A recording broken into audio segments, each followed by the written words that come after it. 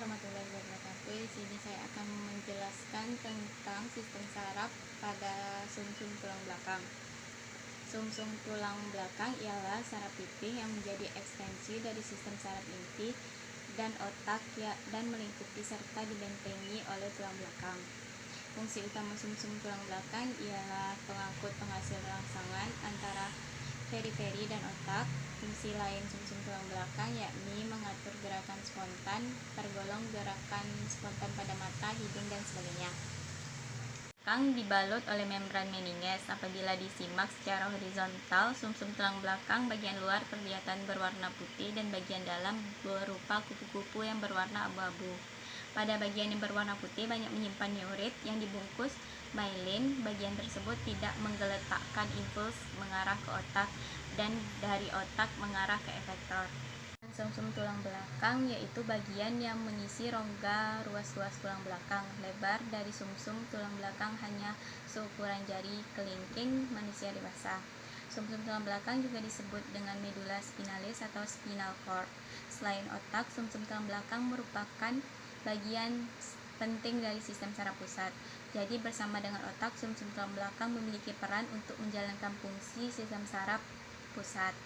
Jika otak dilindungi oleh tengkorak, maka sumsum tulang belakang dilindungi oleh ruas-ruas tulang belakang.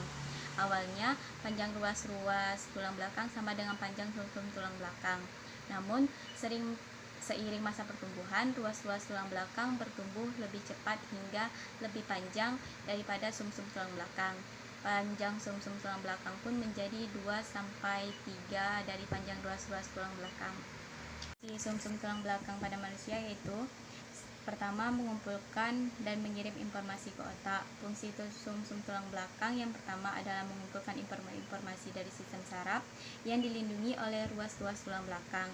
Informasi-informasi tersebut kemudian dikirim ke otak untuk diolah dan memberikan respon.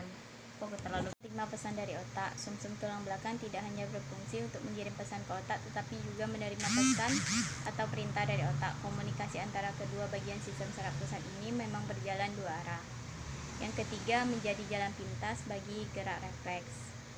Sumsum tulang belakang juga merupakan jalan terpendek dari gerak refleks. Ada suatu kondisi di mana mekanisme sistem saraf dituntut membutuhkan respon cepat.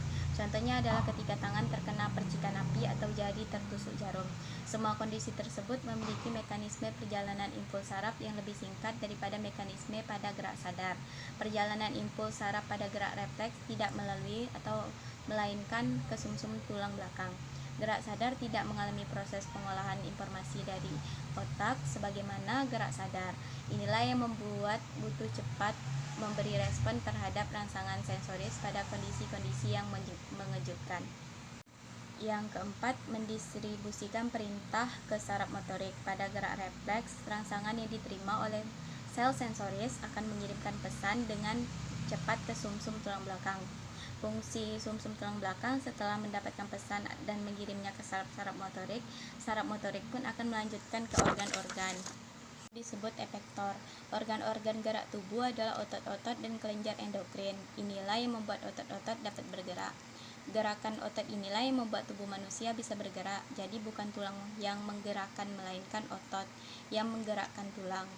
Otot merupakan alat gerak aktif, sedangkan tulang adalah alat gerak pasif karena tidak dapat bergerak sendiri. Dan bagian-bagian sumsum tulang belakang yaitu yang pertama ada substansi gracia. Substansi gracia adalah lapisan dalam sumsum tulang belakang yang memiliki warna kelabu. Terlihat substansi gracia seolah memiliki 4 lengan. Sebenarnya keempat lengan tersebut terdiri dari 2 tanduk dorsal dan 2 tanduk ventral. Di dalam substansi yang berwarna kelabu ini juga terdiri dari soma sel yang berisi neurit atau akson yang tidak dilapisi oleh selaput myelin. Inilah alasan mengapa lapisan dalam ini berwarna kelabu. Pada substansi gracia juga terdapat kanal pusat di bagian tengahnya.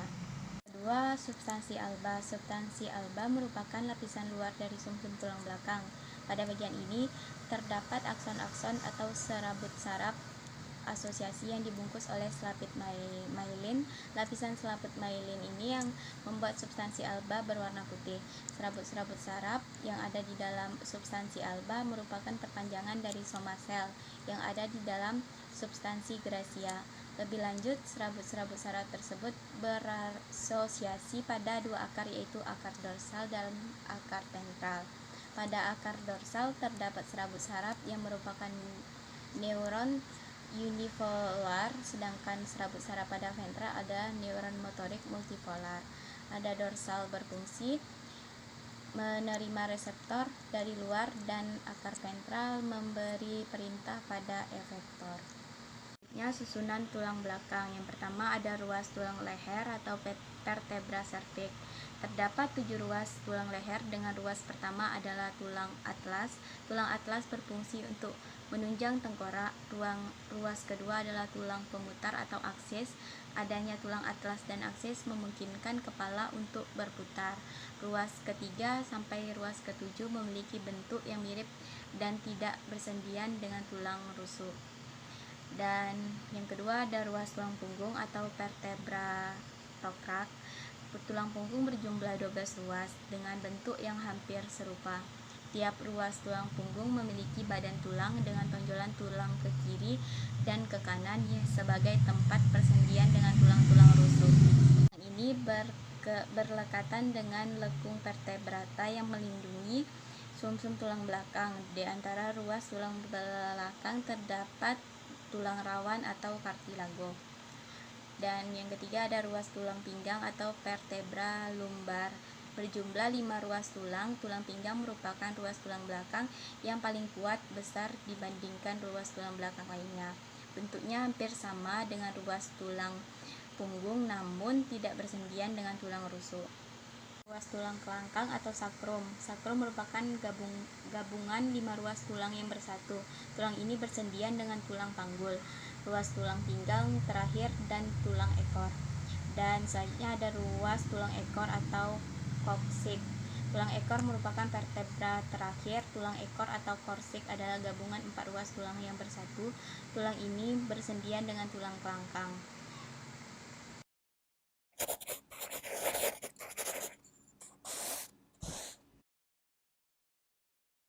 Hello, in this video we're going to talk about reflexes, the physiology of a reflex.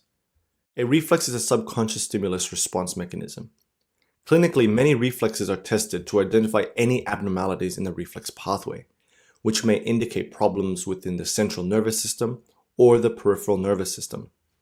Reflexes tested include superficial and deep tendon reflexes, such as triceps, biceps, brachioradialis, patella, and the Achilles reflex.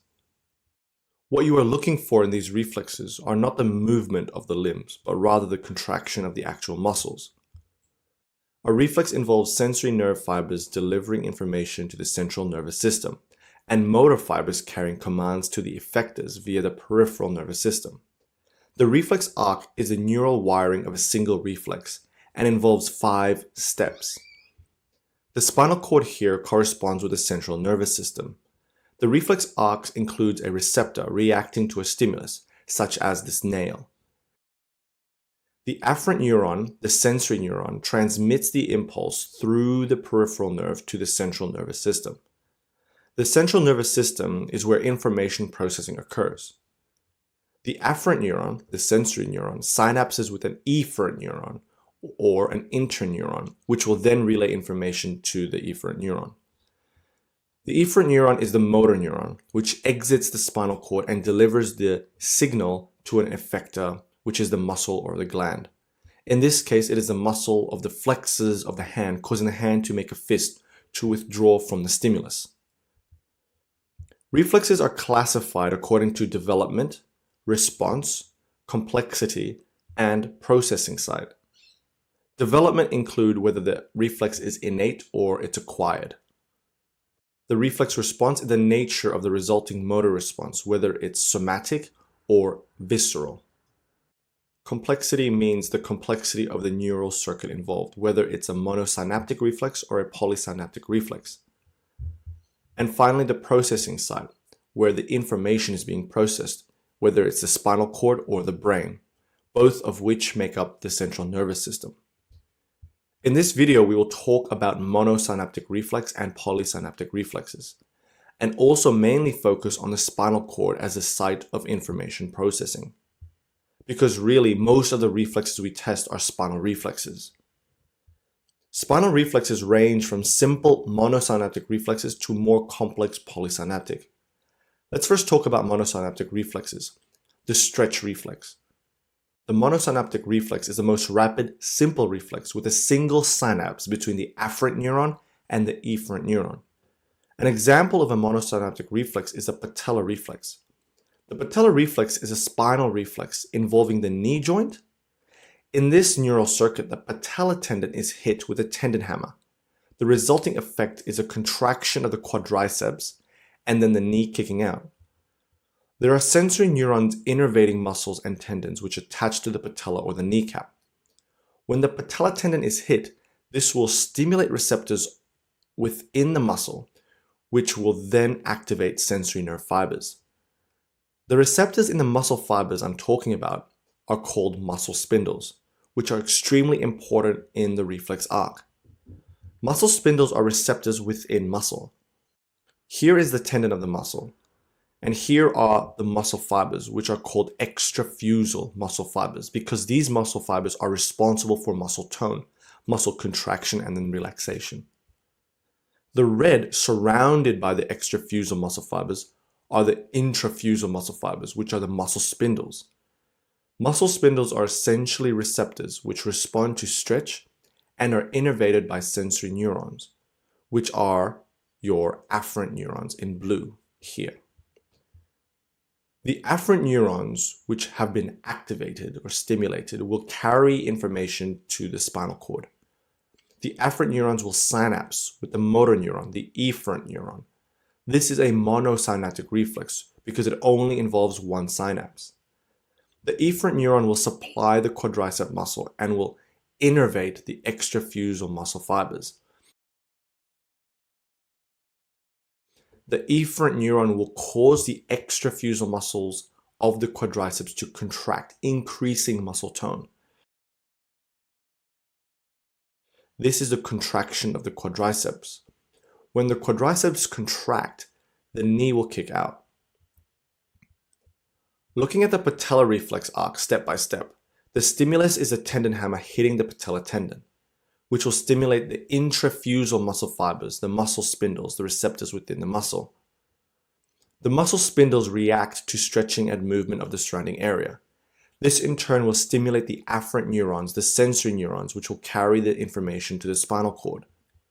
The spinal cord is the information processing site, and so this is an example of a spinal reflex. The afferent neuron will synapse with an efferent neuron in the spinal cord. The efferent neuron, which is the motor neuron, is stimulated and will target the extrafusal muscles of the quadriceps. The extrafusal muscles of the quadriceps will contract, completing the patellar reflex or the knee jerk. Now, when we talk about muscle tone, we are essentially talking about the resistance of muscle to stretch. It's a good idea to get a grasp on muscle tone, to understand some pathology that can be going on when testing knee reflexes. Here are two examples of a spinal reflex. The afferent sensory neuron in blue is bringing information to the spinal cord, synapses with an efferent neuron which will leave the spinal cord to supply a muscle, causing it to contract. If this area is severed, the efferent neuron there will be unable to deliver signals to the muscle because the muscle has no motor neuron supplying it. You expect the muscle to be hypotonic, low tone. It will be flaccid because there is a disruption in the motor neuron supplying it. If, for example, the efferent neuron, the motor neuron, is continuously firing signals, or there is no inhibition to that efferent neuron, the effector organ, being the muscle, will also get continuously stimulated and become hypertonic, spastic. The patellar reflex was an easy example of a monosynaptic reflex, a single synapse, the simplest reflex arc. A polysynaptic reflex produces a more complex response. There can be anywhere from 2 to hundreds of synapses within a polysynaptic reflex arc.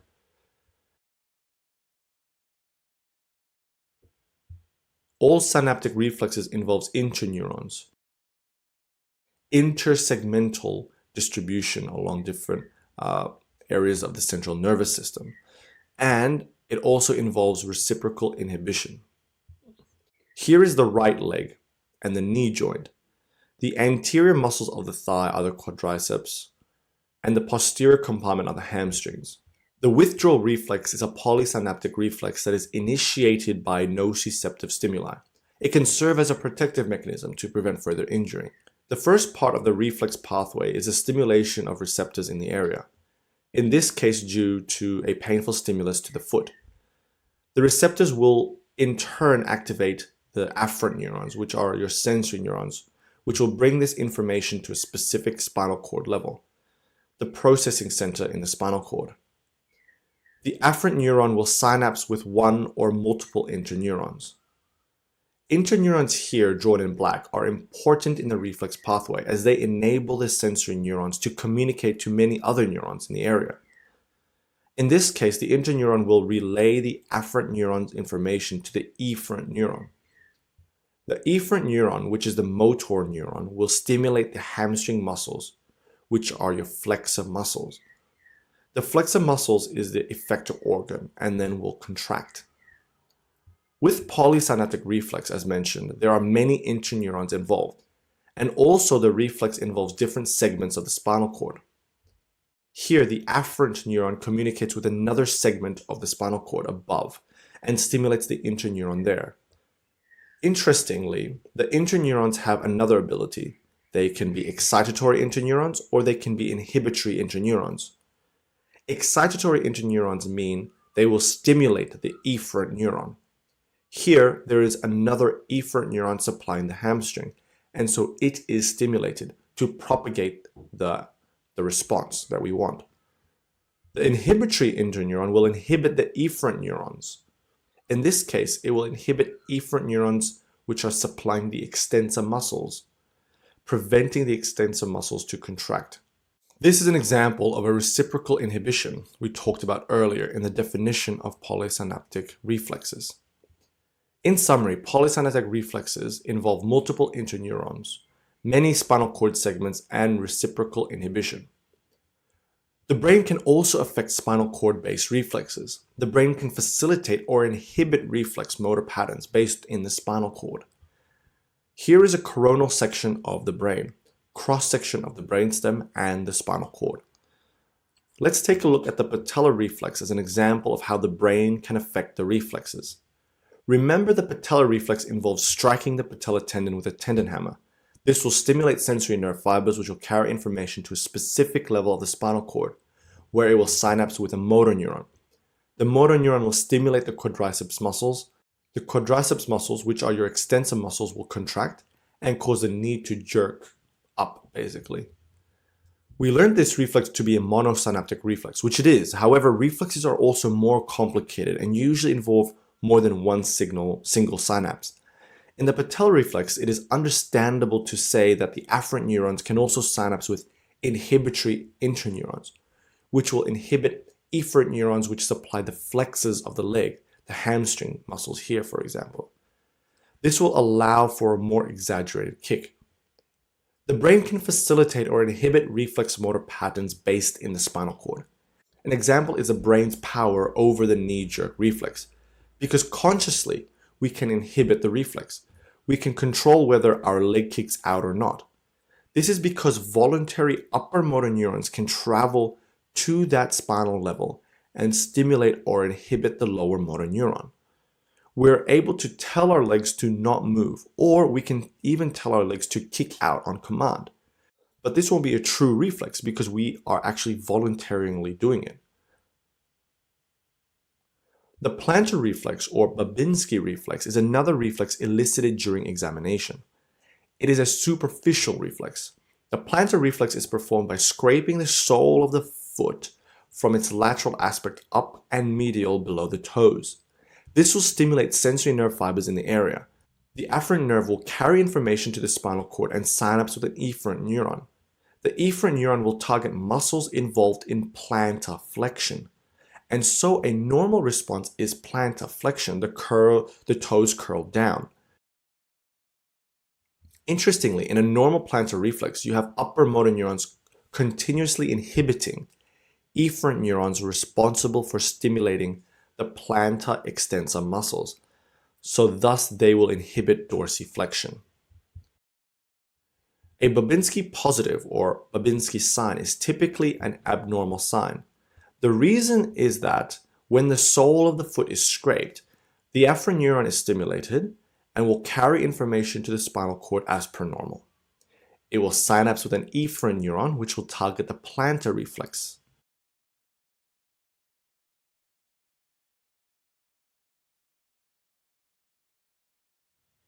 However, in Babinski positive, there is upper motor neuron lesion somewhere, and this is known as a pyramidal lesion, as a pyramidal system is part of the voluntary control. As a result, the upper motor neurons do not inhibit the extensor plantar muscles, and so the extensor muscles can contract during this reflex, and the toes curl up and fan out. The cause of Babinski's sign is either pyramidal lesions as mentioned, or an underdeveloped pyramidal system. For example, when you are an infant, your pyramidal system is still developing. Thus, when you elicit the plantar reflex in an infant, it will show a positive Babinski sign. This is a primitive reflex in infants. The positive Babinski sign will eventually go away once the pyramidal system develops. It is very important to know that there's no such thing as a negative Babinski.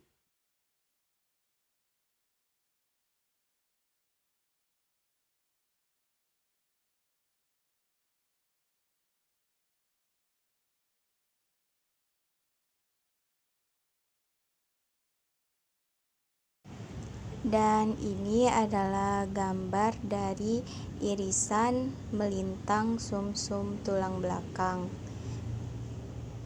Gerak refleks merupakan bagian dari mekanisme pertahanan pada tubuh dan terjadi jauh lebih cepat daripada gerak sadar. Misalnya menutup mata pada saat terkena debu, menarik kembali tangan dari benda panas menyakitkan yang tersentuh tanpa sengaja. Gerak refleks dapat dihambat kemauan sadar.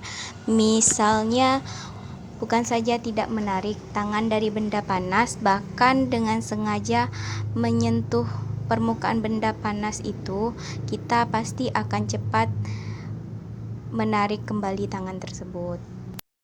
Dan yang terakhir yaitu saraf-saraf spinalis. 31 pasang saraf sumsum tulang belakang muncul dari segmen-segmen medula spinalis melalui dua akar anterior dan akar posterior. Serabut saraf motorik membentuk akar anterior yang berpadu dengan serabut saraf sensorik pada akar posterior, guna bersama membentuk saraf spinalis gabungan.